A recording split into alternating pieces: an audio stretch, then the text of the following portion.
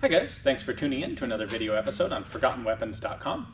I'm Ian. I'm here today at the Rock Island Auction House taking a look at some of the cool guns available for sale in their upcoming December 2014 auction. And I've done a number of little handheld personal protection style pistols from around the turn of the century. Figured we'd do one more while we're here, and that is James Reid's Knuckle-Duster, affectionately named My Friend. Actually written on the side, My Friend. So this little Knuckle-Duster was designed by a man named James Reid. He was Irish-born, emigrated to the United States at age 30 in 1857, and was very much interested in gunsmithing. He'd been trained as a gunsmith in Belfast, and he actually worked manufacturing guns, working for gun makers during the American Civil War. And during that time, he got the idea for this little piece, which he then patented in 1865. Went into production, and he manufactured these from 1868 until about 1883. So really a fairly long time. He was living up in the Catskills in New York State at the time, and put together a company of largely based on family. Some of his sons worked for him, as well as some extended family members, brothers-in-law and the like. They manufactured several different versions of these. This is a #1 model. It's in .22 caliber. We'll take a look up close in just a moment. It's a 7-shot capacity. The #2 model was also available in .32 and .41 caliber, both rimfire cartridges. Many more of these #1s were made than the larger guns.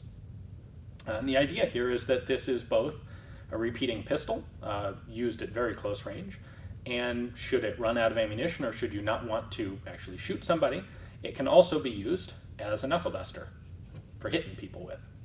So let's go ahead and take a closer look and see how this works and look at some of the details on it. All right, so you can see that this knuckle-duster here has got some kind of nice engraving on it. That's actually the case with all of these. They were all engraved by Reid's company. If we look very, very close, you can see the inscription on the side of the frame above the cylinder. Let's see if I can get in there without the camera going out of focus. There we go. My Friend, patent date. Some of that's a bit worn off. This is a nickel-plated variety, which is a bit uncommon. The very early ones used iron frames. Much more common was later brass frame. And then, of course, some like this were nickel-plated. Now, you can see in the front, we have a solid frame with a single hole for firing. The top barrel is the one that fired. Typically, what you would do is unscrew this cylinder pin. That allows you to drop the cylinder out, and then the cylinder pin acts as your ejector rod. So you take that and you can use it to poke out the fired cartridges. I'd pull this one apart, but the cylinder pin on this is pretty sticky. Probably needs some oil in there to loosen it up, and I don't want to risk breaking it while it's still up for auction. So we're going to leave that assembled. Cylinder stops here. You would cock this manually.